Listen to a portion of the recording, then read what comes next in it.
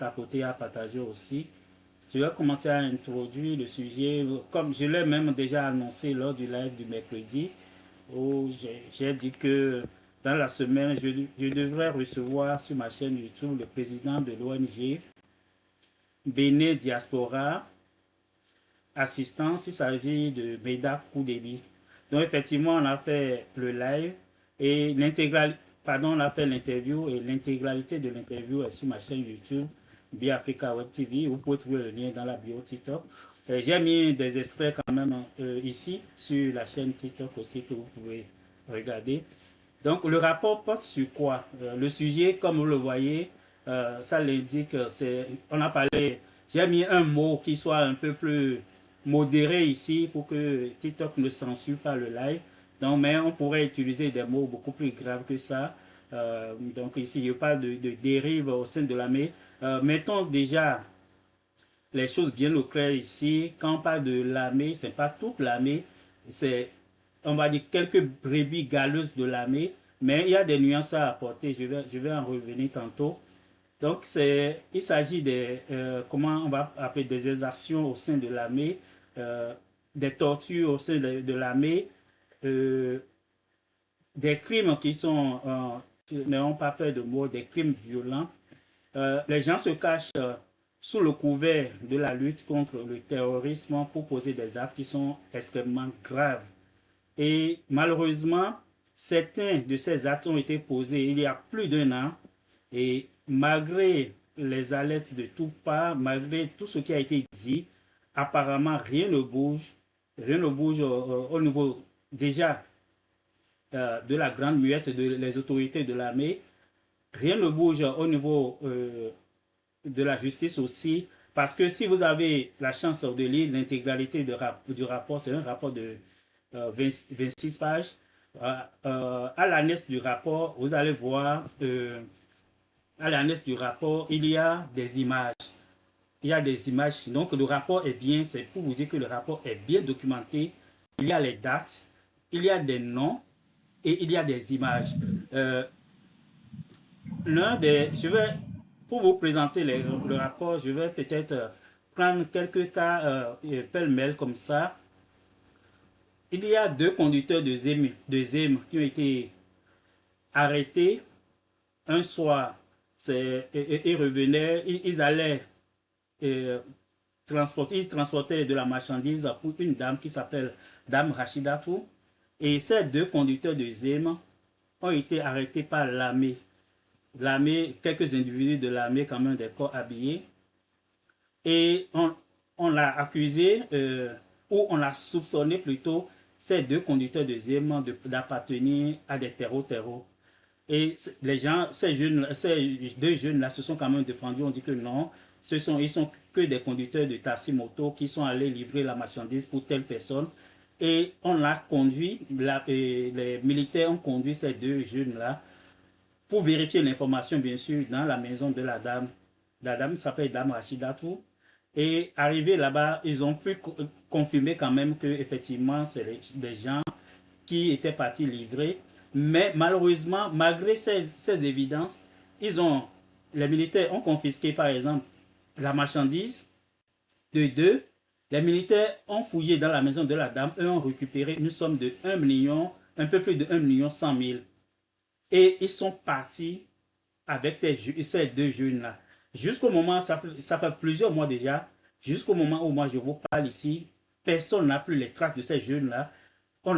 Les gens ont fait des regroupements partout, dans les commissariats, dans les prisons, partout pour pouvoir retracer ces deux jeunes-là. Et on n'arrive pas à les retracer.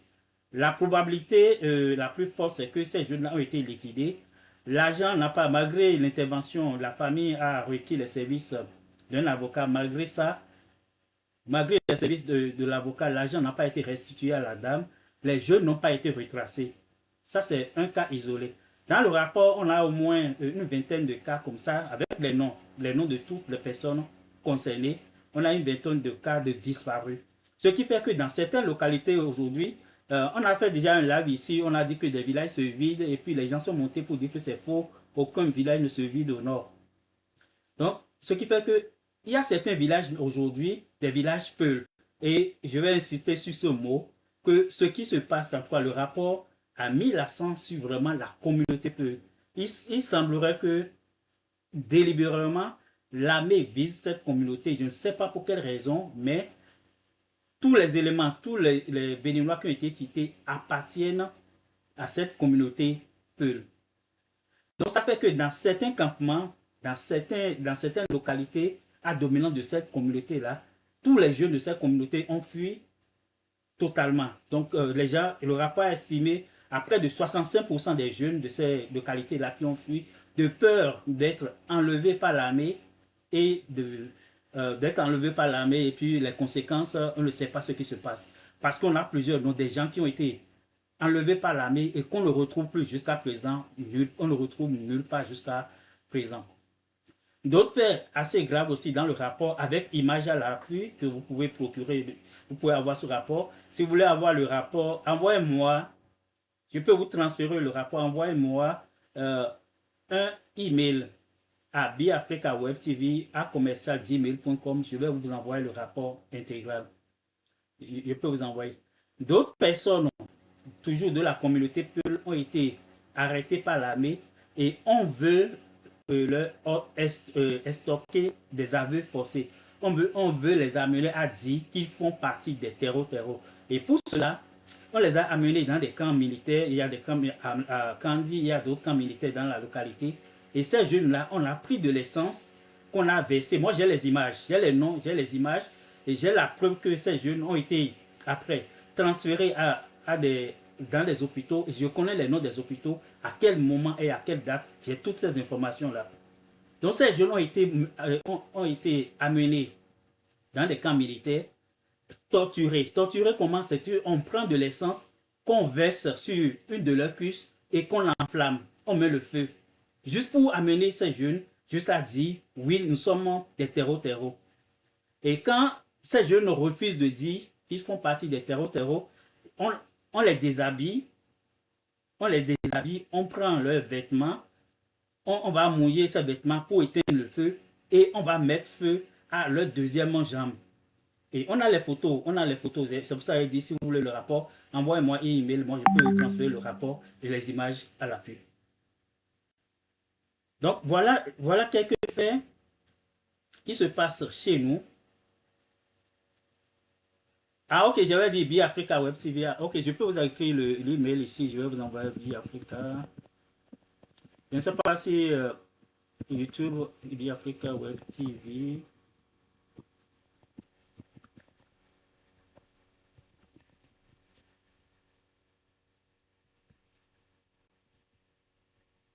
Je ne sais pas si YouTube et TikTok acceptent ou pas, si ça va passer. Ok, c'est passé. Ok. Donc, si c'est ceux qui veulent avoir le rapport, envoyez-moi un email. Moi, je vais vous transférer le rapport. Vous pouvez lire. Parce que l'intérêt du rapport, d'avoir le rapport sur la main, vous avez les images, vous avez les noms aussi, vous avez les noms des hôpitaux où les personnes qui ont été retracées ont été en tout cas soignées partiellement. Donc, on va torturer ces gens-là, les Peuls, on va les torturer dans les camps militaires juste pour avoir des aveux forcés. Les plus chanceux parmi eux, ouais, je viens de mettre le mail, monsieur Mustapha. Donc, les plus chanceux, c'est que si tu veux rester en vie, soit tu dis oui, tu fais partie des terreaux, et dans ce cas, on te transfère à Cotonou, on va t'envoyer à la brigade criminelle et te déposer en prison. Les gens qui ont résisté, qui ont dit non, nous ne faisons pas partie des terreaux, ces gens-là ont soit été liquidés parce qu'on ne les retrouve plus dans leur communauté, soit ils ont été liquidés pour la plupart, parce qu'on a plusieurs, non, au moins une vingtaine. Donc c'est sur ce rapport-là, moi, si vous voulez donner votre impression, parce que je ne vais pas vous lire tout le rapport ici, j'essaie de survoler le rapport pour juste introduire le live. Donc ceux qui veulent prendre la parole sur le contenu de ce rapport, sur les éléments que j'ai présentés, et comme je l'ai dit aussi, j'ai reçu le président de l'ONG qui a fait les enquêtes un peu partout. Et ce rapport ce n'est pas un rapport confidentiel, je vous rassure, ce rapport a été envoyé à la présidence. Ce rapport a été envoyé à près de 80 députés. Ce rapport a été envoyé aussi dans les principales ambassades au Bénin pour que les gens, en tout cas le maximum de gens puissent prendre connaissance de ces faits qui sont extrêmement graves, surtout que ça vise une communauté du pays. Pour faire des observations, juste un instant, je vais vérifier quelque chose.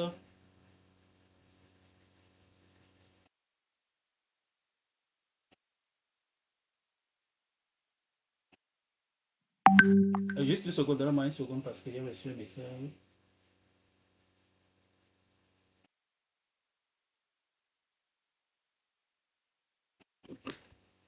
Ok, donc je disais tantôt que le rapport a été envoyé dans les ambassades au Bénin. Non, monsieur Collectif Togo, je ne peux pas vous l'envoyer tout de suite parce que comme je suis en direct, je vais vous envoyer ça après le direct ou bien dès que j'aurai un temps mort. Le mail n'est pas arrivé. Non, j'ai écrit le mail quand même, moi je le vois là quand même. C'est biafrica ou webtv à commercial gmail.com. Je vais vous l'envoyer plus tard dans le live quand les gens vont commencer à prendre la parole. Je peux vous l'envoyer en ce moment-là. C'est ça. Donc, ne soyez pas inquiets, si vous l'aurez. Donc, je disais, le rapport n'est pas un rapport confidentiel, donc c'est un rapport public. Et tout ce que. Et l'idée derrière le rapport aussi, je l'avais dit peut-être, mais je voulais réinsister, ce n'est pas comme les gens ont l'habitude de dire, vous êtes en train de nuire à l'image de notre pays.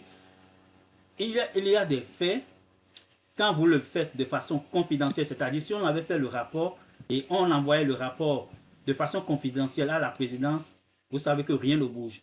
Donc au Bénin, pour que les choses bougent, il faut que ça soit du domaine public. C'est en ce moment que ça le gêne. Et on a, parmi les cas qui ont été répertoriés, il y a des cas qui datent d'un an, que rien n'a été fait.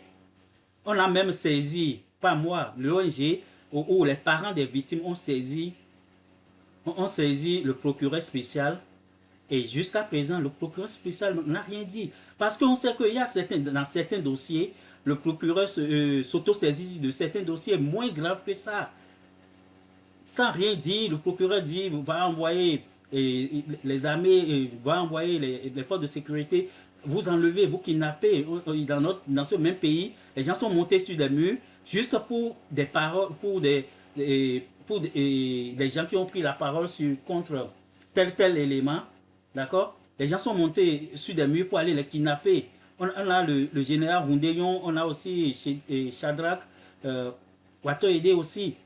Donc, pour moins que ça, on voit que le procureur était plus actif. Mais sur des cas les plus graves comme ça, on n'a pas jusqu'à présent la preuve que les responsables de l'armée ont fait ce qui est de leur devoir pour pouvoir faire avancer ces dossiers-là. Parce qu'on ne peut pas accepter que chez nous, que des gens disparaissent des villages, des gens arrêtés. Arrêtés, je dis des mots arrêtés parce que je ne veux pas dire enlevés, des gens arrêtés par des militaires qui ont séjourné dans les camps et ces gens-là du jour au lendemain disparaissent complètement de la nature. On ne les retrouve plus dans les camps, on ne les retrouve plus dans les commissariats, on ne les retrouve dans aucune prison du Bénin et personne ne dit rien. Ce n'est pas une personne, ce n'est pas deux. On parle d'une vingtaine de cas. Et lorsqu'on stigmatise une communauté comme ça, parce que ce phénomène a touché principalement les peuples au nord, lorsqu'on stigmatise une communauté comme ça, c'est encore plus grave. C'est encore plus grave. On ne sait pas comment ces gens-là vont se défendre après. Comment ces gens vont réagir. Comment leurs enfants vont réagir. Peut-être maintenant, ils sont... J'ai l'habitude de le dire, parce que peut-être aujourd'hui, ces gens n'ont pas les moyens. Et ce n'est pas dans ces conditions que vous pouvez obtenir leur collaboration dans la lutte contre les terreaux. On a dit ici, ces gens qui vivent, les Béninois qui vivent dans ces localités, devraient être les partenaires de l'armée pour pouvoir faire une lutte efficace. Parce que cette lutte repose d'abord sur le renseignement. Si vous n'avez pas de renseignements, parce que ces gens-là arrivent dans les villages et infiltrent nos villages et font des ratissages, ils font pour voir la position de nos forces armées et ils reviennent après armés pour pouvoir attaquer nos compatriotes des forces armées. Et pour avoir des bonnes informations, On ne doit pas prendre les communautés qui sont dans les localités, dans ces localités comme des ennemis, mais comme des partenaires, sur qui devrait se reposer la lutte contre les terreaux. Et on a l'impression, quand on lit le rapport, quand on lit correctement le rapport, on a l'impression que certains cadres de l'armée veulent faire du résultat. Et quand ils veulent faire du résultat, qu'est-ce qu'ils font? Ils vont tuer des compatriotes béninois, pas des terreaux. Ils vont tuer nos compatriotes juste pour montrer que l'armée béninoise aussi est en train de tuer des terreaux. Or, c'est nos compatriotes qui sont en train de liquider. C'est l'impression que ça donne. C'est nos compatriotes qui vont liquider pour dire oui, l'armée béninoise a liquidé 10 par ici, 20 par ici. Parce que les gens, les informations qu'on a, qui sont relayées dans ce rapport, c'est l'impression d'une interprétation que ça donne. Donc, autre élément, donc j'ai parlé de ces enlèvements-là, qui sont des gens qui sont portés disparus jusqu'à présent, et bien documentés, donc on ne retrouve plus les traces. J'ai dit aussi que ce phénomène touche principalement la communauté Peul, et c'est important d'insister sur ça. Oui, les amis, j'ai reçu les emails des gens qui... Certains m'ont envoyé le email, j'ai reçu, puis je vais vous l'envoyer tout à l'heure. Euh, donc, je suis en train de parcourir le rapport encore. Je vais voir s'il y a des éléments importants que je peux partager avec vous avant de commencer à donner la parole aux uns et aux autres. Juste une seconde. Donc, des gens qui ont été brûlés, certains ont été soignés. Certains ont été soignés à l'hôpital de Malanville. Et quand je parlais tout à l'heure de crise de confiance entre l'armée et les populations locales, il y a un cas, par exemple, un monsieur qui a été torturé dans un de nos camps. Et le commandant du camp même à un moment donné, payé les premiers soins pour ce monsieur-là. Et le commandant après a envoyé un de ces éléments pour aller voir à l'hôpital. C'est pour se dire que tout le monde n'est pas complice de ce qui se passe en réalité. Il a envoyé un élément à l'hôpital pour voir est-ce que le monsieur allait bien. Quand le monsieur a vu quelqu'un des forces armées dans l'hôpital, il a encore déguerpi. Parce qu'ils ont tellement peur maintenant, ils ont tellement peur des forces armées que juste à leur vue, les gens prennent la brousse, ils fuient leur localité, ils quittent leur localité, ils abandonnent femmes et enfants et ils s'en vont complètement. Donc, il est important de rétablir ce lien de confiance entre les populations si on veut lutter de façon durable contre ce phénomène. Il est important de rétablir ce lien de confiance entre les populations locales et les forces de l'ordre. Et n'oublions pas que dans ces forces de l'ordre, c'est les gens parfois qui ne connaissent même pas le milieu. Parce que dans l'armée, on a les gens qui viennent d'un peu partout. Les gens qui viennent de toutes les localités du Bénin qui sont dans l'armée, qui ne connaissent même pas, peut-être certains ne connaissent même pas, qui n'ont jamais mis pied au nord. Donc l'efficacité de leurs actions dans ces localités devrait d'abord être basée sur leur collaboration avec ceux qui vivent de façon permanente dans ces localités. Juste un instant, je vais revoir encore. Je peux toujours revenir sur un certain nombre de choses. Et dans le rapport, peut-être dans le rapport pour en arrêter là, pour m'arrêter à ce point d'abord, le rapport, même moi, j'essaie d'adoucir un peu mes mots ici, mais dans le rapport, on a parlé de boucherie des Peuls. Donc, on a parlé de boucherie des Peuls. C'est comme on va tuer les Peuls. On sait que les Peuls, je ne sais pas si c'est drôle comme expression qui a été utilisée, boucherie des Peuls, parce que eux, c'est les gens qui élèvent ce sont la plupart des éleveurs. Et aujourd'hui, c'est eux qui sont victimes de l'abattage. On va le dire comme ça, de façon vulgaire. Qui sont aujourd'hui victimes de l'abattage de la part de nos forces de sécurité, qui devraient être d'abord le premier garant de leur sécurité. Donc voilà un peu les éléments du rapport. Et donc j'ai dit, au-delà du rapport version papier, moi j'ai fait une interview avec le président de l'ONG qui a coordonné les enquêtes. Et cette interview, elle est sur ma chaîne YouTube Biafrica Web TV. Vous allez dans ma bio TikTok, vous pouvez tomber sur une interview et vous pouvez écouter toutes ces explications, mais je peux envoyer, il y a plusieurs personnes qui ont demandé à avoir le rapport. Je vais l'envoyer par email tantôt aussi. Ok, donc je vais commencer à prendre les premières impressions de ceux qui sont là. Et autre chose que je voulais dire, oui. Ok, monsieur Hermanos, si vous êtes prêt, vous pouvez prendre la parole et partager un peu ce que vous pensez de ce que vous avez entendu pour le moment. Donc, monsieur Hermanos, les amis, continuez à tapoter, à partager le live. On ne le montre pas beaucoup hein, dans l'audience. Monsieur Hermanos, est-ce que vous m'entendez? Ok, monsieur Hermanos n'est pas prêt. Monsieur Valala, si vous êtes prêt, vous pouvez prendre la parole. Oui, bonsoir, monsieur. Bonsoir à tous. Bonsoir, oui. Vous m'entendez? Oui, très bien. Bon, ok.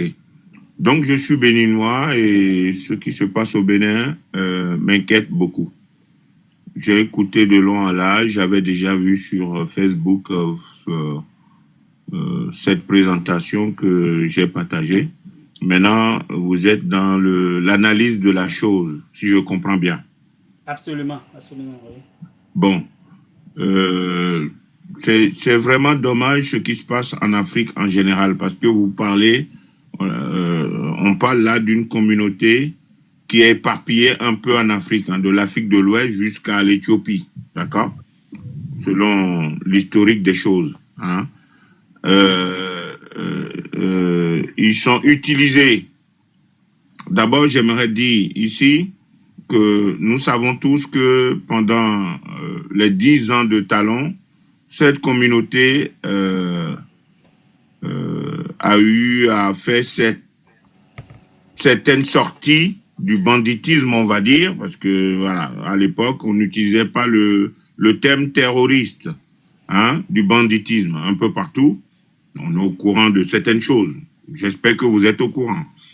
Donc, alors, moi là-dedans, je suis un peu perplexe parce que je suis pas un supporter de Talon.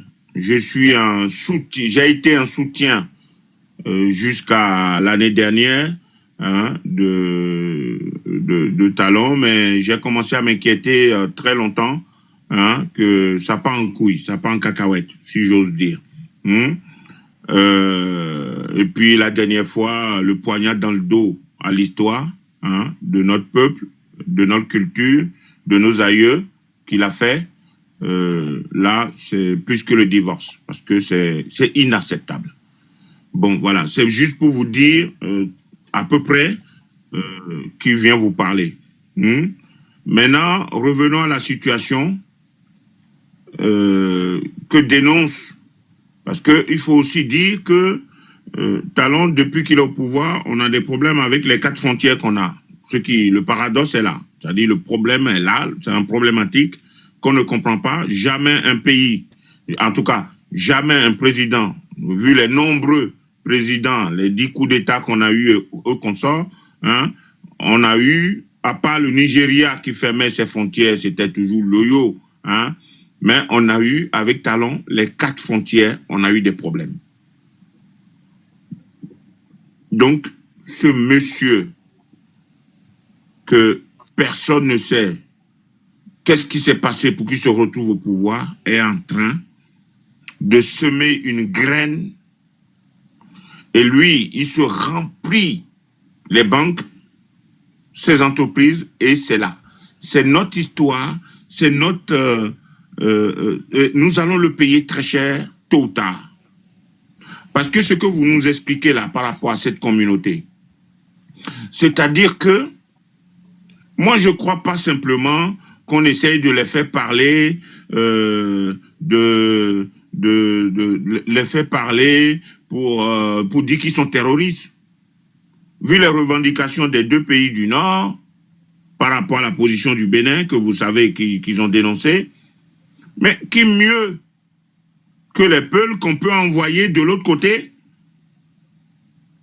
pour la cause de son patron. Donc ces peuples-là sont terrorisés parce que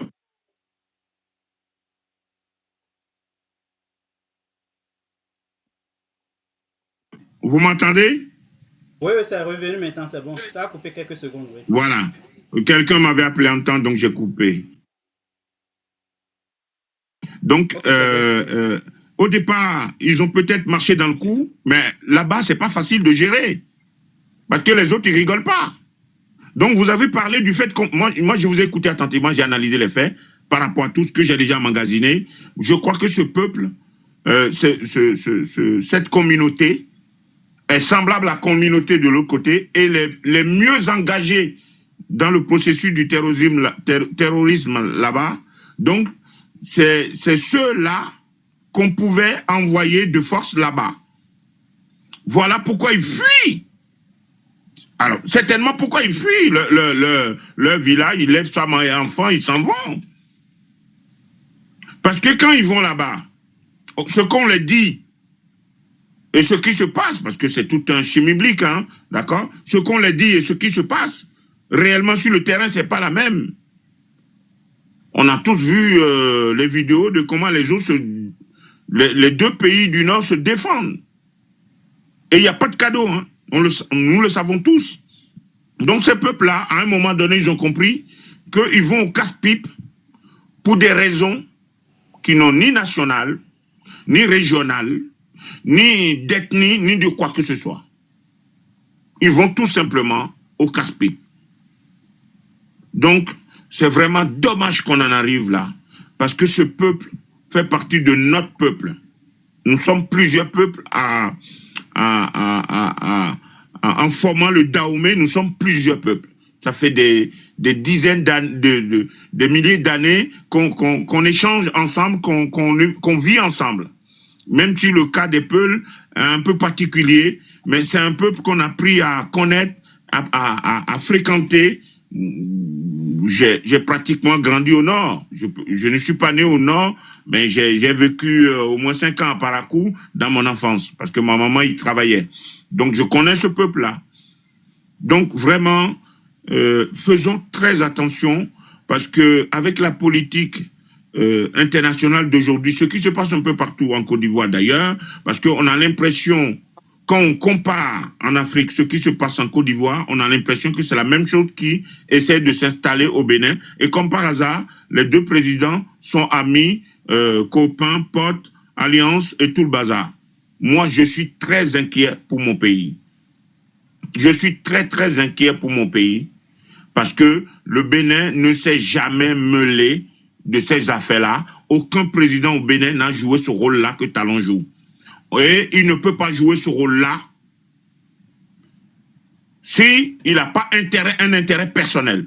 Parce que ce n'est pas notre conduite, ce n'est pas notre culture, ce n'est pas notre civilisation. On ne fait pas la guerre aux voisins, on ne fait pas la guerre tout court.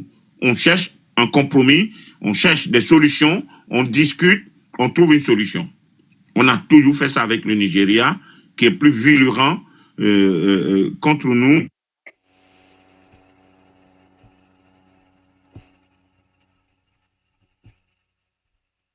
Ce monsieur a semé une graine, moi je vous le dis, cher peuple béninois du Dahomey, ce monsieur va nous créer des problèmes. On a déjà des problèmes et on va en avoir de plus en plus. Il a dit qu'il part, moi j'y crois pas. J'y crois pas du tout parce que il forme une gamme de personnes qui sont des antennes aujourd'hui du néocolonialisme, disons-le franchement, d'accord, hein, qui prennent de la ferraille, ils mettent du cuivre dessus, ils le brossent, ils disent que c'est de l'or. Voilà. Donc, moi, je ne veux pas cela. Et vous avez raison de parler de tout ça pour qu'on en parle. Parce que sinon, si on ne trouve pas une solution entre nous, ces gens-là, sur le jour, ils vont se retourner contre nous, ça va être la guerre civile. Et la guerre civile, on n'en veut pas. On l'a évité. On a payé des conditions, on a payé de notre chair, de notre sang pour ne pas arriver là. Et Talon est en train de réunir toutes les conditions pour que ça arrive un jour ou l'autre. Parce que lui, aujourd'hui, il est riche en euros. Mais quand il va quitter le pouvoir, les graines qu'il a semées, nous allons le payer les conséquences. Parce que c'est le désordre total que ce monsieur est en train de foutre dans la géopolitique régionale.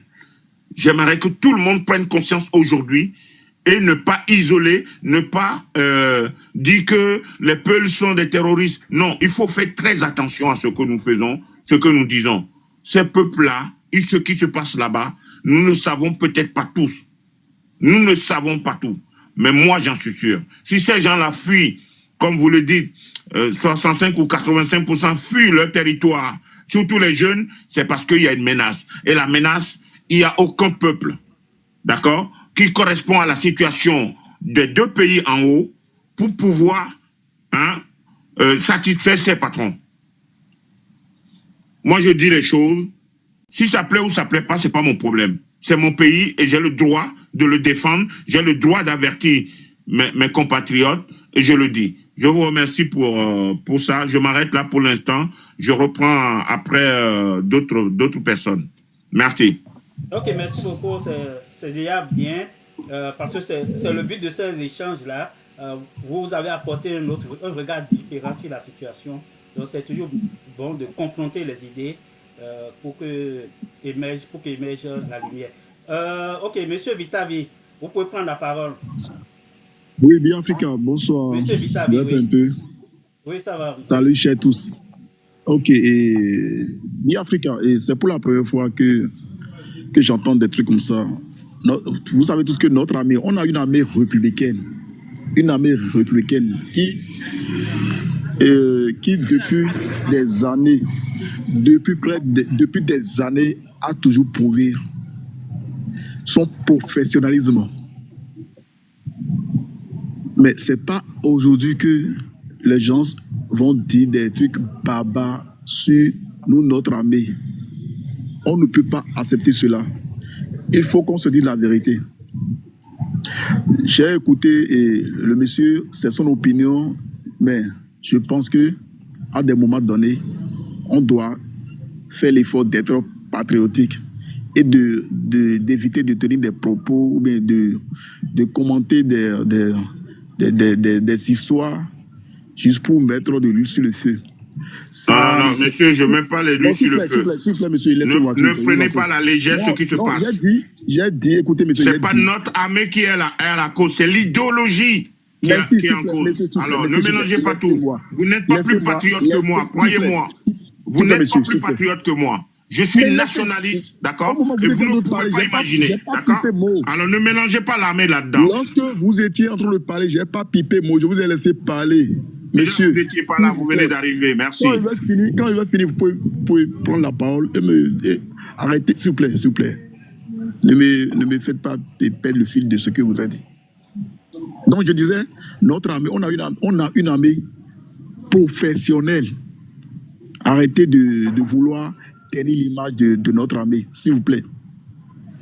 Il y a quelques mois de cela, vous avez même vu, puis je ne sais pas, même le président Talon a reçu cette communauté. Il a échangé avec les Peuls. Il les a fait des promesses dans toute la sous-région. Je dis bien, je pèse bien mes mots, dans toute la sous-région. Le président qui a eu le culot d'appeler la communauté Peul et a échangé avec eux, même en faisant des promesses, et a même donné des instructions fermes concernant cette communauté, c'est le président Talon. Allez vous renseigner. Les vidéos sont encore là. Allez sur YouTube et tapez. Rencontre les communautés Peul, le président Talon. Vous verrez. Vous verrez. C'est pas bien de vouloir coûte tenir l'image de ce monsieur qui essaie de tout faire, qui essaie de changer, de moderniser ce pays, d'apporter de l'eau au moulin des Béninois. C'est pas bien. C'est pas bien de vouloir coûte créer une division entre l'armée béninoise et la communauté Peul. C'est pas bien, c'est pas du tout bien. Vous savez ce qui se passe ou pas? J'ai une question pour vous. S'il vous plaît, monsieur. J'ai une question. Juste une question. Je vous ai pas stoppé, je vous ai pas arrêté lorsque vous aviez la parole. Quand même, une question, c'est pas de la mer à boire. Non, je vais chuter en une minute pour que vous puissiez dire encore ce que vous avez envie de dire et je vais reprendre la parole. pendant que d'autres ne sont pas encore là. D'accord? Donc, s'il vous plaît, monsieur, vous pouvez tout reprocher à notre président. Vous pouvez le traiter de tous les noms. Mais n'allez pas sur ce terrain. N'allez pas sur ce terrain. L'histoire de cette communauté chrétienne, que l'armée béninoise maltraite ces gens-là. Je ne veux pas utiliser certains mots. Les prennent comme des terreaux. C'est pas du tout bien. C'est pas du tout bien. Il y a des peuples instruits qui nous suivent, qui sont sur les réseaux sociaux. Lorsqu'ils vont commencer par faire des trucs comme ça, ils peuvent prendre ça autrement. Et quand ça va péter, mais ce n'est plus le président Talon. C'est le Bénin. Il s'agit du Bénin. Nous parlons du Bénin. Arrêtons bon, ça, Biafrika, moi, je te respecte beaucoup. Et vraiment, ce que tu fais pour ce pays, après tout, on a besoin de l'opposition, de la mouvance pour l'équilibre de ce pays. Mais je suis vraiment d'accord. Je suis pour tout ce que tu fais. Mais ça, là, le titre, là, vraiment, ça me fait un peu peur. Sincèrement, essayons de ne pas tenir certains propos moqueurs ou bien des propos discriminatoires qui peut-être demain sera déjà trop tard quand vous allez tenir de ces propos et ces gens-là vont prendre ça autrement, vont croire que réellement il se passe des choses du genre, mais le président, les dirigeants qui sont là aujourd'hui ne seront plus là. Mais demain, ce seront les Béninois qui vont en faire les frais. Je vous en prie. Okay. Essayez de maquiller les mots que vous essayez. Oui, Biafrika. Moi, j'ai même dit dans mon introduction que moi, j'ai monnayé un peu pour mettre le titre. Sinon, si j'allais utiliser les mots qui sont dans le rapport, ça allait donner encore une impression. Ouais, c'est ça le professionnalisme. Attendez, je suppose que vous n'avez pas encore pris connaissance du rapport. Je vous donne ce bénéfice du doute. Et l'ONG qui a fait l'enquête, c'est une ONG qui est officiellement reconnue au Bénin, d'accord, qui a fait plusieurs enquêtes. Et j'ai dit tantôt aussi dans mon introduction que si vous prenez le rapport, si vous voulez, je peux vous l'envoyer aussi. C'est un rapport de 26 pages avec les images, les noms des villages, les noms des hôpitaux, les noms des camps militaires. Donc, ce n'est pas des peuls intrus, c'est les peuls autochtones, des peuls de chez nous. Et tous les cas qui ont été cités, ça porte sur cette communauté-là. Donc, on est obligé de parler de la communauté parce que le mal les touche directement. L'idée n'est pas de ternir l'image, je l'ai dit aussi, de l'armée béninoise. J'ai même cité l'exemple d'un commandant qui a même payé, peut-être de ses poches, des soins à quelqu'un qui a été torturé par un de ses peut-être collaborateurs. Donc, ce n'est pas de porter, mais notre responsabilité à nous, c'est de mettre la lumière sur des faits qui sont attentatoires à l'unité nationale. C'est notre responsabilité. Mais faire taire ces faits-là, c'est ça qui est grave. Parce que ça peut exploser. Non, Biafrika. Oui. Bon, moi, je ne vous demande pas de faire taire ces histoires-là. Non, bien au contraire, ce que vous faites, ce que tu es en train de faire, c'est bon.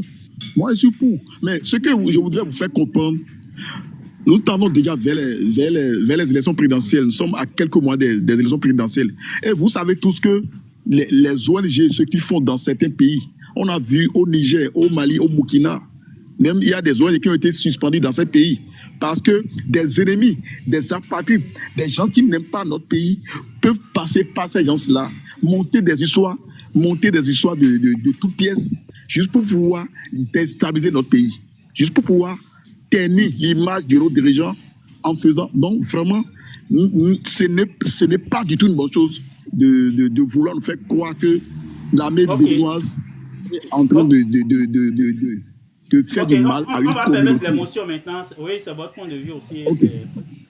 Monsieur Valala, je vais permettre votre motion avant de donner la parole à quelqu'un d'autre. Voilà, ok, je vous remercie. Monsieur, on est tous des Béninois, on n'est pas obligé de s'attaquer. Hein? On n'est pas obligé de se détester.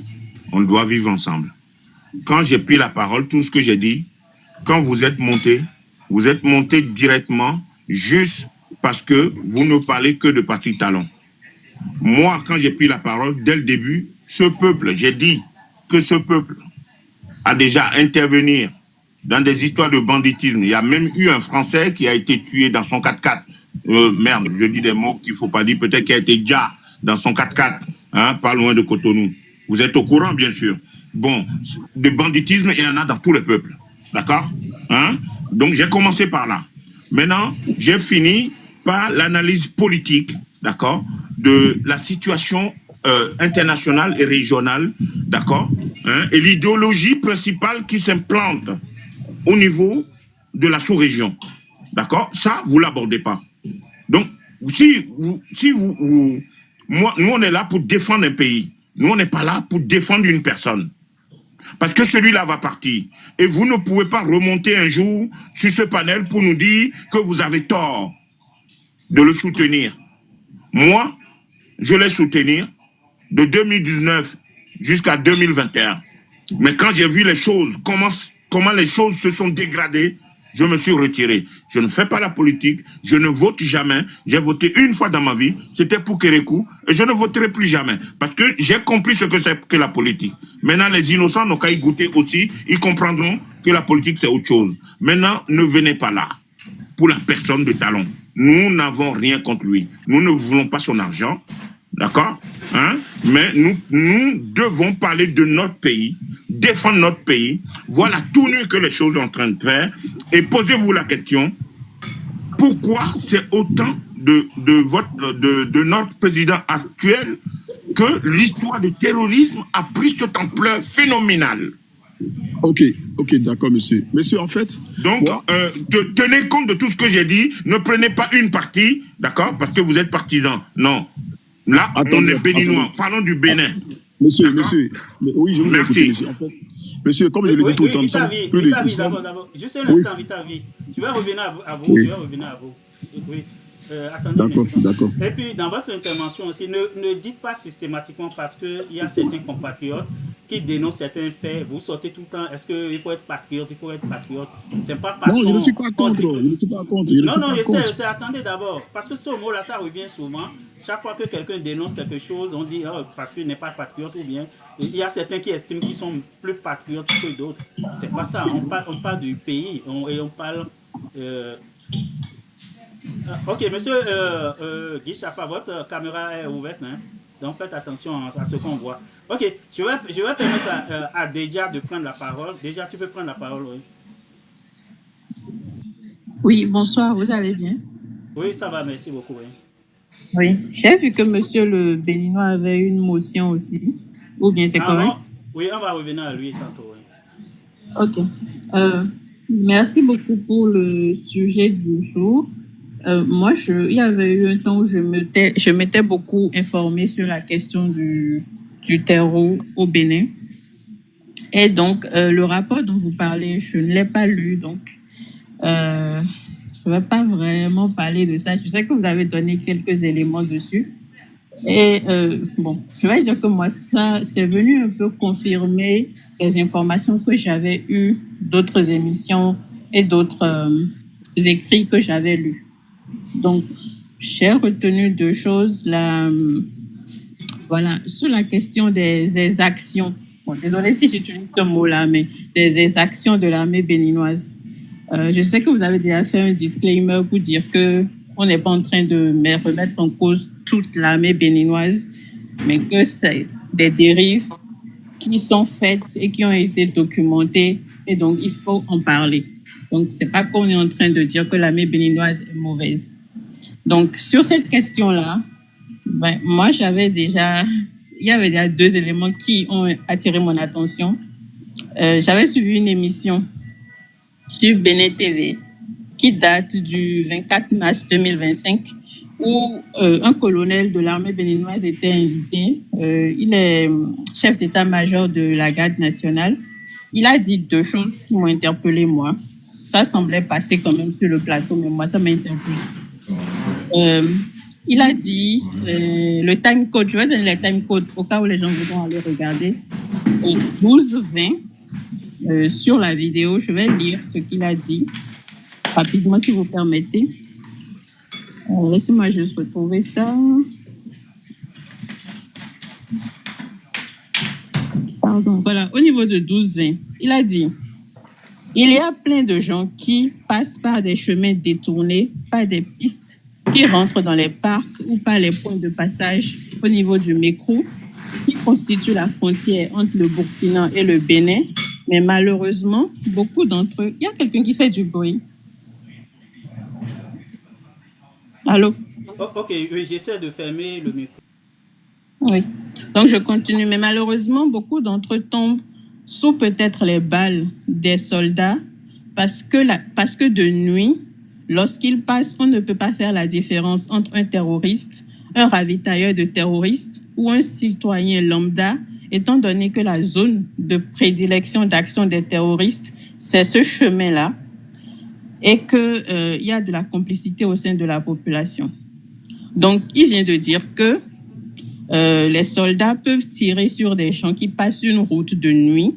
Je suppose que c'est parce qu'il n'y a pas de lumière, mais parce qu'on sait que c'est un chemin qu'empruntent les terroristes. On tire sans savoir si... Il faut utiliser terreau, sinon le live pardon, sera... oui. C'est vrai, désolé. Voilà, on tire parce que ce sont des terreaux qui empruntent le chemin là. On tire sur la personne de nuit sans savoir si c'est vraiment un terreau, si c'est quelqu'un qui s'en va ravitailler des terreaux ou si c'est même un citoyen lambda. Il a dit ça. Moi, je me suis dit, mais le journaliste n'a même pas demandé combien de temps ce truc-là, ça s'est passé, qu'est-ce qu'ils ont fait comme solution pour éviter d'avoir à faire ça, combien de citoyens ils ont eu à tuer ou qu'ils ont eu à dire ou blesser en faisant ça. Rien. Il a dit ça, c'est passé comme ça, personne n'a réagi. Ensuite, un peu plus loin,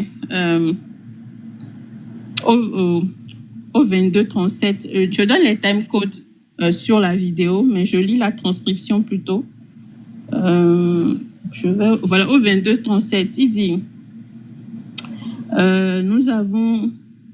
nous entendons plein de choses que les populations disent, parce que voilà, le journaliste lui pose une question sur le fait que quand on leur dénonce un citoyen qui a une attitude un peu bizarre, qui est soupçonné voilà, de collaborer avec les terreaux, la réaction qu'ils ont. Donc, nous entendons plein de choses que les populations disent et qui sont peut-être pas forcément fondées, mais ce qui reste quand même la perception qu'ils ont par rapport à certaines actions qui sont menées par l'armée sur le terrain. Bon, ça, c'est le journaliste qui parle. Et qui sont déplorées par ces populations-là, notamment les tueries, notamment les enlèvements de certaines personnes, sans que la population ne comprenne quels sont les tenants et les aboutissants, pourquoi ces personnes sont emportées à la criette, etc. Je vais gagner pas forcément d'explication. Excusez-moi, je retrouve plus l'endroit, mais ce dont je me rappelle à cette question-là, le colonel, il avait répondu que, en fait, eux, ils ont une politique d'agir d'abord. Donc, quand on leur dénonce quelqu'un, eux, ils s'en vont d'abord arrêter la personne et déposer la personne à la justice. Et après, maintenant, ils vont enquêter pour savoir est-ce que c'était fondé les soupçons sur cette personne-là. Et il a précisé que quand ils font l'enquête et qu'ils se rendent compte que ce n'est pas fondé, ils font en sorte que la personne soit libérée au niveau de la justice. Mais là encore, le journaliste n'a pas demandé combien de personnes vous avez arrêtées dans ces conditions-là, combien de personnes vous avez, et parmi les personnes qui ont été arrêtées, pour combien de personnes les soupçons ont été fondés, juste pour savoir est-ce que cette stratégie-là est efficace. Donc, combien de personnes ça a vraiment été fondé ou combien de personnes vous avez dû libérer. Mais il avait aussi reconnu qu'en allant arrêter des gens, effectivement, il pouvait y avoir des blessés et des morts. Donc, je précise ça juste pour dire qu'effectivement, il y a des choses qu'on peut reprocher à l'armée dans la lutte qui est faite contre les terreaux, et qu'il y a des rapports qui datent déjà de janvier, parce que l'émission, comme j'ai dit, ça date de mars.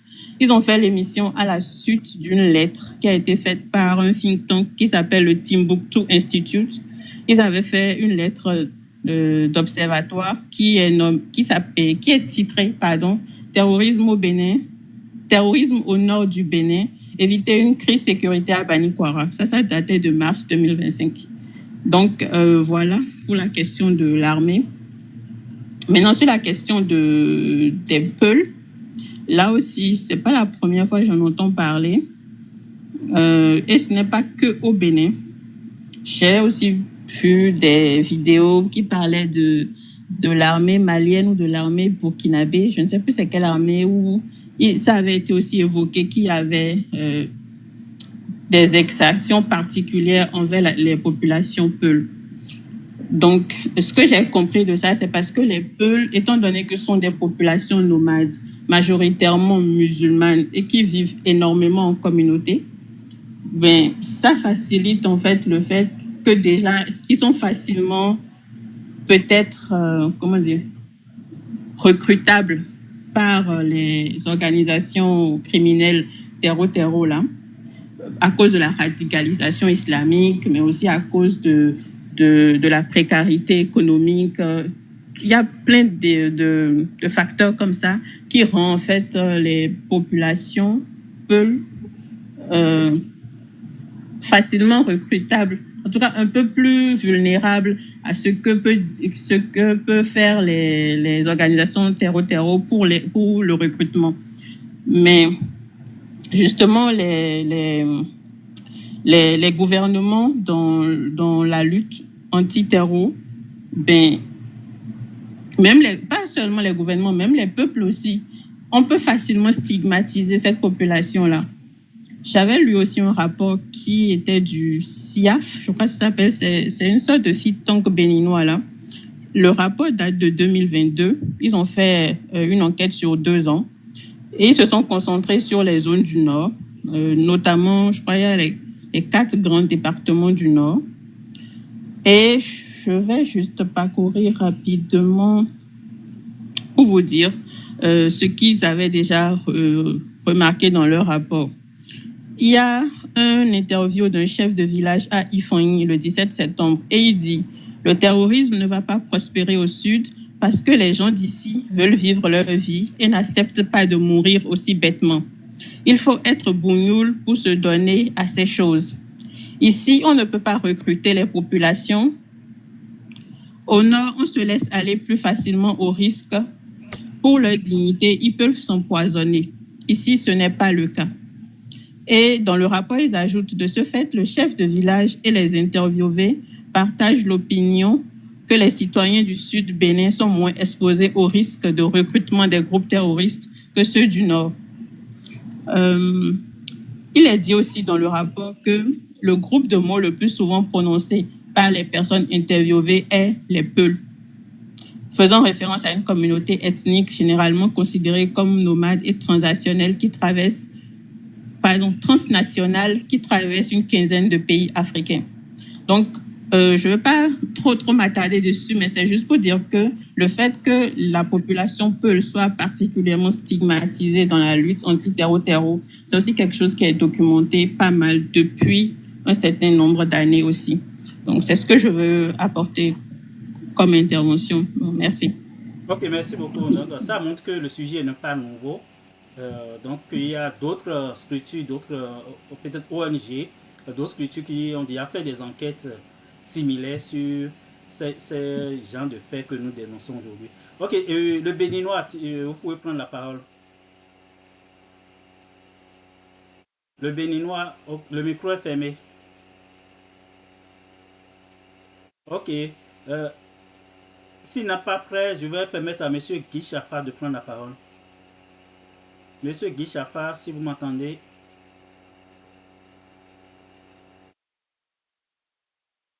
Ok, les amis, tapotez le live. Oui, je suis là. Ok, c'est bon, vous pouvez prendre la parole. Allô? Oui, c'est bon. Bien, bonsoir tout le monde, bonsoir Biafrica, bonsoir tout le panel. Je voudrais déjà commencer à vous demander d'être, excusez-moi ce soir, mais d'être assez clément avec les forces armées béninoises. Le phénomène de terreau au Bénin, sinon partout, peut amener, d'accord, des personnes déjà que même ces terreaux-là sont recrutés, c'est pas erreur même qui sont devenus terreau. On peut comprendre que ceux qui sont chargés d'assumer notre sécurité parfois aillent jusqu'à faire des choses qui ne sont pas, comment je vais dire, acceptable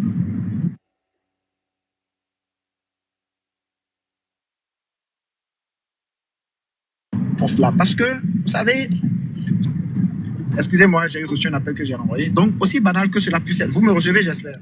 Oui, c'est bon maintenant, oui. Allô, bien, frère? Oui, Ok. oui, c'est bon, c'est bon. Donc, aussi banal que cela puisse être, ce n'est pas facile d'assumer la sécurité de toute une population. Et vous convenez avec moi que la situation telle qu'elle se pose à nous aujourd'hui, c'est compliqué de déterminer qui est terreau, qui ne l'est pas. Mais malheureusement, nous avons une information. Nous savons que la plupart de ceux-là qui se donnent à ces actes-là sont des peuples, les Peuls. OK? Les rapports, moi, je ne veux pas douter des rapports. C'est possible.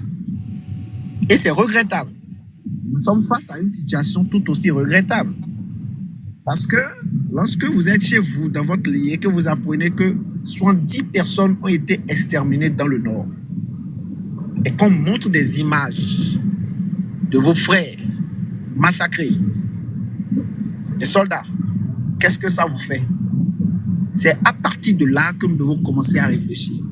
Lorsque vous avez votre petit téléphone et que sur votre smartphone, vous voyez des images des personnes inertes par terre, massacrées, carrément tuées, d'autres on leur a tiré froidement dans le dos, et que des personnes viennent avec c'est-à-dire ils n'ont pas peur de dire que voilà, que c'est eux qui ont fait ça. Ça vous fait quoi?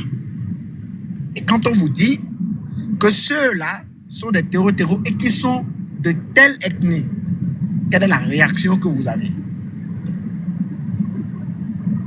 Moi, je ne veux pas du tout condamner, je veux comprendre et ne pas condamner les forces armées béninoises, mais peut-être leur demander de mieux investiguer avant de peut-être aller faire leurs arrestations ou ci ou ça. Je vais vous donner un exemple d'un ami qui est au fond, qui m'a appelé, qui m'a dit, en pleine patrouille, c'est un policier, ce n'est pas un militaire, qui m'a dit, en pleine patrouille, il est tombé sur 2 personnes, d'accord, qui n'étaient pas armées, mais qui avaient l'air suspects. Il les a arrêtés, il les a conduits au commissariat. On leur a posé la question, qu'est-ce qu'ils faisaient dans la zone, parce qu'ils n'étaient pas réputés rester dans une zone pareille. On leur a posé la question, qu'est-ce que vous faites dans la zone? Ils disent que leur femme, la femme de l'un, pardon, est en train d'accoucher à l'hôpital. Et que c'est pour ça qu'ils sont en train de repartir chez eux chercher de l'argent. On dit, ah bon, ok. Et quand on les fouille, on voit sur quelqu'un 90 000, on voit sur l'autre 170 000.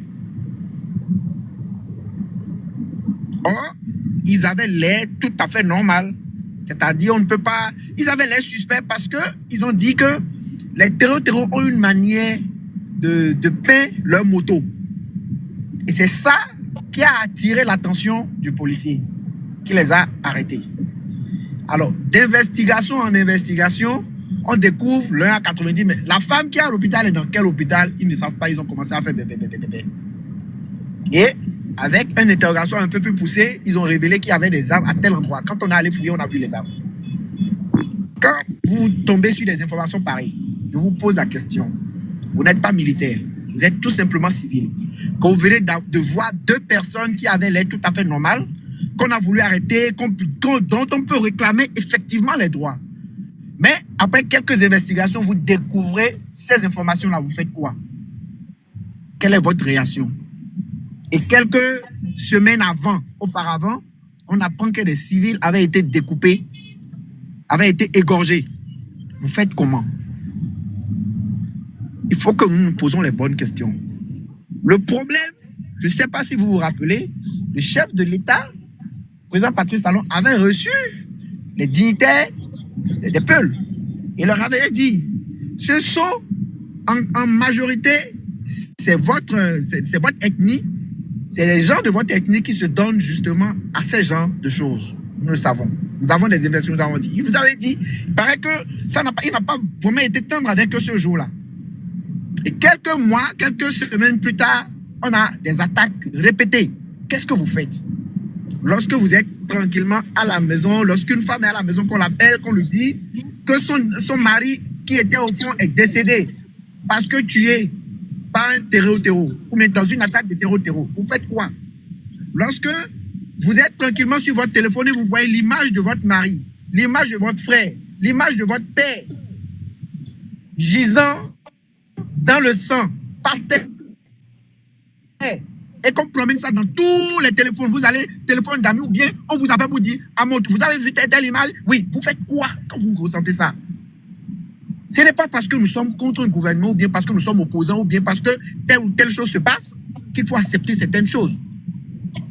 Ce rapport est peut-être vrai, mais est-ce que ce rapport tient compte de la situation de ceux qui sont au front et qui sont chargés d'assurer notre sécurité? Parce que c'est banal de dire que, bon, on ne peut pas recruter des gens à Cotonou ou bien dans le sud. Quand ça va arriver là, on sera là. Hein. Et ça nous fait goûter en même temps à ce qu'on appelle la guerre. La guerre là, c'est une petite partie de la guerre que nous sommes en train de voir. Pour ceux qui veulent s'éterniser, je parle généralement pour tous les Africains, ceux qui veulent s'éterniser au pouvoir et qui ne veulent pas arrêter. Quand vous allez en Côte d'Ivoire, il y a 10 ans, quelqu'un m'a dit, à une formation tout dernièrement, un homme bien averti m'a dit, l'odeur des cadavres a commencé à disparaître de Abidjan, ça ne fait pas encore 2 ans. Pour une guerre qui a déjà duré, qui s'est produite, il y a 15 ans. Donc, je vous en prie, oui, il y a des exactions, c'est possible. On ne peut pas attendre des trucs parfaits. Oui, ça peut arriver. Déjà même, l'être humain n'est même pas parfait, donc peut commettre des erreurs. On peut accepter que nos forces de l'ordre commettent des erreurs, peut-être pas plus. Oui, peut-être pas aller... Oui. Oui, excusez-moi. Ok. Oui. Les exemples que vous donnez là, c'est pas, moi je ne mets pas ça dans le cadre des erreurs. Je suppose que si un militaire sur le front abat quelqu'un et pas après se rendre compte que la personne n'était pas terreau, on peut considérer comme une bavure, d'accord? Moi, je parle ici des gens qui ont été déjà arrêtés. Cela veut dire que ces gens-là ne constituent aucune menace pour nos forces de l'ordre. Les gens qui ont été arrêtés... Mais qu'est-ce que vous en savez? Attendez d'abord. Les gens qui ont été arrêtés, amenés dans les camps militaires, ces gens-là, on n'a aucune raison de les torturer encore. Si on a des preuves contre ces personnes-là, on va les déférer. C'est le cas de ces cas-là que moi je parle ici. Je vais vous donner un exemple simple. L'imam de la mosquée de Karimama, d'accord? Et il s'appelle Amadou Ousmane. Les gens sont allés le voir et on a demandé la position de son frère. Et il a dit qu'il ne connaissait pas la position de son frère. Pour ça, lui, il a été arrêté, torturé pendant plus d'1 mois.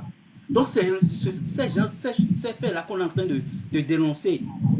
Qu'on se trompe sur le champ de la bataille, ça arrive. On peut se tromper, tuer des gens. Mais lorsque vous avez déjà arrêté quelqu'un qui n'est plus menace, il n'y a aucune raison qu'on continue de torturer ces gens-là au vu et au su de tous, parce qu'on veut amener ces gens-là coûte et coûte à dire qu'ils sont des terreaux.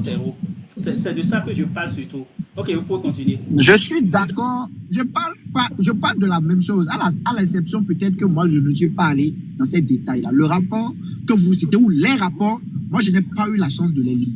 Mais je dis ceci. Je vous ai donné l'exemple tout simplement de 2 personnes qui ont été arrêtées et qui, a priori, ne présentaient aucun signe de terreau. On leur a posé la question. Ils ont dit qu'ils ne sont pas terreau. Et ils ont réussi à démontrer. Mais avec une interrogation beaucoup plus poussée, on découvre en réalité que c'est des terreau. Mais le cas de l'imam dont vous parlez, vous pensez qu'il faut tout simplement arrêter et mettre en prison? Vous savez combien, vous-même, quand dans vos quartiers, quel est le voleur qui a dit qu'il est voleur une fois? Vous savez combien de voleurs on a arrêté, on a emmené en prison? Ils ont fait 2 ans, 3 ans, 4 ans, 5 ans de prison, ressortis, ils sont allés braquer encore, ils ont tué. C'est la question en fait. Moi je dis, quand vous allez dans les prisons, il y a des innocents, mais il y a également des coupables. Le problème, je n'ai pas dit qu'il faut applaudir ce que les forces armées béninoises font, non. Mais j'ai dit qu'il faut comprendre que la situation qui se pose actuellement est une situation qui appelle tout le monde, qui appelle à la vigilance. Nous avons un problème. Il y a les droits de l'homme, il y a tout ça là, oui c'est vrai, mais le problème c'est que les terroristes là, ils connaissent les droits de l'homme. Quand ils arrêtent les frères, j'ai vu une vidéo la dernière fois où des soldats burkinabés ont été arrêtés, on les a mis au respect. Ils étaient assis par terre et puis on les frappait. Ça là. Bon, où est le droit de l'homme là? Parce que l'ennemi que nous avons aujourd'hui ne connaît pas les droits. C'est ça le problème. Mais je ne demande pas d'applaudir. Oui, monsieur Guichapa, l'État ne doit pas se comporter comme les hors-la-loi. Donc c'est que vous je ne demande pas à ce que l'État... De toute manière, est-ce que vous avez la preuve que c'est l'État qui a demandé aux militaires, aux policiers de faire ça? Mais que chef d'État ne peut demander ça. Mais une situation se pose... Mais non, quoi? Attention. Ce que vous dites là, il y a... Oui, mais monsieur, les autres viennent d'où? Vous êtes sûr de ce que vous dites ou vous êtes en train de nous amuser là? Vous êtes sûr que je vous amuse? On n'a pas notre temps à perdre pour entendre certaines choses. Hein. L'ordre vient d'où alors? Écoute, cher ami. L'ordre vient d'où? Non, écoute. Tu n'es pas plus opposant que moi, mon cher ami. Tu n'es pas plus opposant que moi. Tu n'es pas plus opposant que moi. Qui c'est qui t'a dit que je suis opposant? Opposant de qui? Je ne sais pas qui tu es, mais quand tu dis que mais je ne suis pas opposant, mon gars. Mais je m'en fous des présidents au Bénin. Moi, je suis à l'intérieur. Je m'en fous de tous les présidents en Afrique. Je ne fais pas de la politique, moi. Mais j'ai qu'un pays. J'ai qu'un seul pays qui m'a nourri. D'accord? Donc, je m'en fous des présidents, moi. Je donne mon avis. Je m'en fous des partis politiques. Mais vous parlez des choses dont vous ne connaissez pas la source. Qui donne l'ordre aux militaires? Vous êtes en train de dédouaner des gens, mais vous vous basez sur rien du tout. Vous étiez là quand quelqu'un a donné ordre. Moi, je suis prudent. Moi, je ne dis pas des choses que je n'ai pas vues. Moi, quand je finis de parler... si j'étais là, je serais mort comme les autres. Alors, heureusement que je ne suis pas là. Tu dis ce que tu as envie de dire, moi, je dis ce que j'ai envie de dire. Mais c'est une question d'envie. Donc, vous êtes basé sur rien du tout. Pas d'éthique, pas de respect, pas de... Tu es libre de venir dire ce que tu ne sais pas. Parce que ce que tu viens de dire là, si on t'amène devant une cour, tu ne sauras pas le répéter. Tu dis, il donne. Tu es là quand quelqu'un a donné l'ordre. Je te le garantis que je le répète. Et tu ne pourras rien faire contre moi. D'accord? Moi, je le garantis que je le dirai. Je le garantis que je le répète. Je le répète. Vos menaces à la ivoirienne, vous ne la faites pas. Vous ne la faites pas. Moi, je suis béninois 100%, d'accord? Moi, je le répète. D'accord? Et vous ne pouvez rien y faire. D'accord? Parce qu'à un moment donné, vous vous foutez de la gueule du monde avec vos menaces. D'accord? Moi, on ne me menace pas. Je le répète. Devant le président de la République, je le répète. Parce qu'on ne meurt qu'une fois, monsieur. On ne meurt qu'une fois pour son pays. D'accord? Et je suis prêt à mourir. Mais je ne lâcherai pas un peuple contre un autre. Je ne peux pas le faire. D'accord? Alors... comportez-vous normalement comme un digne fils du Dahomey. Ah non, je ne suis certainement pas un digne fils de Dahomey. Tu es arrivé avant-hier, je crois. Hein.